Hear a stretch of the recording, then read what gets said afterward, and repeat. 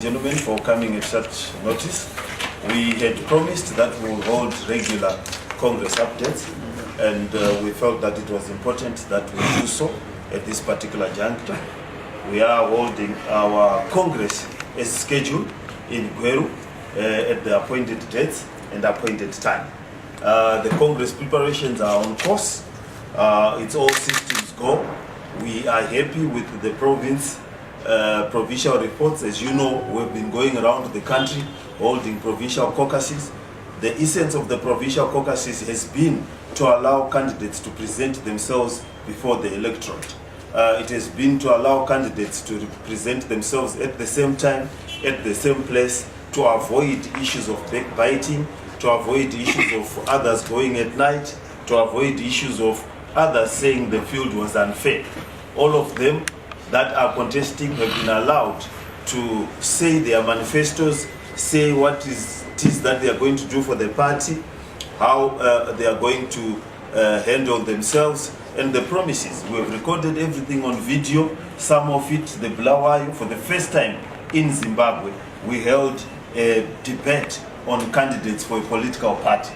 This is the first time in Zimbabwe and probably the first time in Africa where we allowed candidates to present themselves live on television, live on Facebook, live on Twitter, and they were able to say it. Everybody, without question, no one was barred from the venue, no one was prevented from saying what they said. Everybody listened, no one was booed. Clapping was there for those things that needed to be applauded. And so we are going to improve with time and with the assistance of the media. And you must know that this is the first Congress we are holding after the demise of our icon, Morgan Richard Tsvangirai. We are the only party, the civilian party in Zimbabwe, that has been able to hold a transition which has not been assisted by the military. Ours is not a military-assisted transition. It is a peaceful and democratic transition where we are holding a Congress in the absence of the founder of the party. The venue is still Gweru. We are going to descend in our thousands in Gweru. It is going to be historic. We are united. All the rumors, everybody without question has presented themselves at the Congress, at the provincial congresses, and they have said their manifesto without hindrance. We are going to do a breakdown of the delegates province by province, and that breakdown is going to be done by the organizer who is in charge of the numbers. It will give you the magnitude of the people that are going to be there. This is a people's party. It is about the people themselves selecting their leaders. So I'll hand over to the organizer here to do the breakdown of the numbers and the expected delegates to the Congress. Thank you very much, our spokesperson, Comrade Jacob Mafume. I'm going to give you the breakdown of our delegates, province by province, starting with the Harare. Harare province, these are Congress delegates. Harare province, 564. Bulawayo, 312. Mashonaland Central, 587. Marsh East, 644. Marsh West, 632. Then Manicaland, 715. Then Masvingo, 713.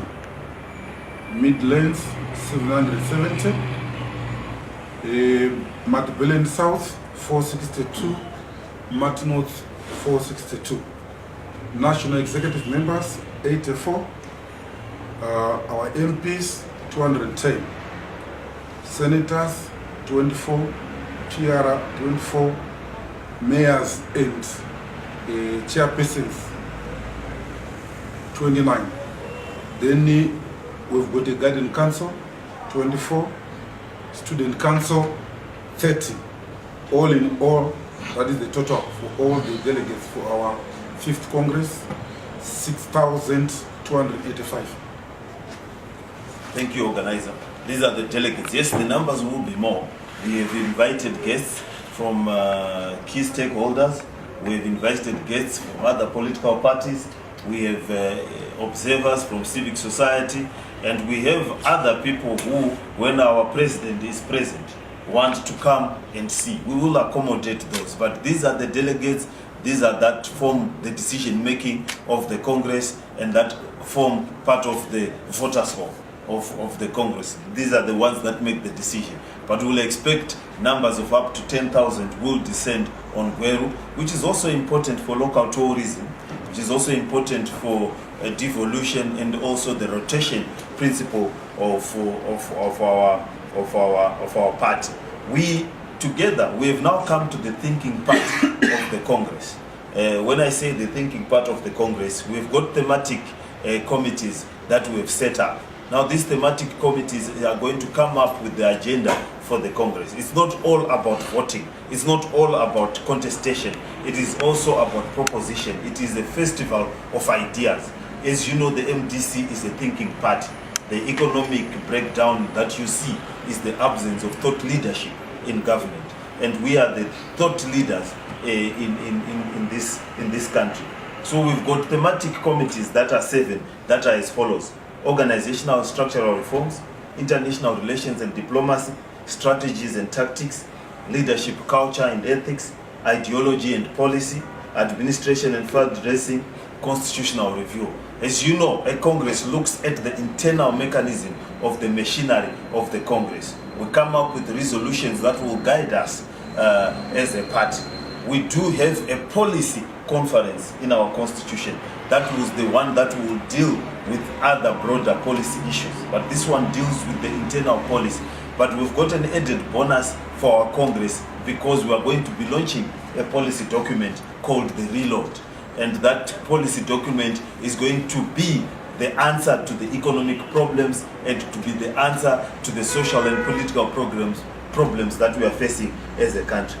We have put this on social media, on Facebook, for people to contribute, for those that might not be able to come to the Congress. Those that can put in things and contribute in terms of the thematic committees. You'll find them on our website. All the contributions that you put in on our Facebook, on our main leaders' Twitter handles, the president, and so forth. Once you input into that, they will be collected by our teams and we'll be able to input them into the variety of programs and resolutions that will come out of the Congress. Our Congress is going to go ahead as per our constitutions. Elections will be conducted by an independent electoral commission.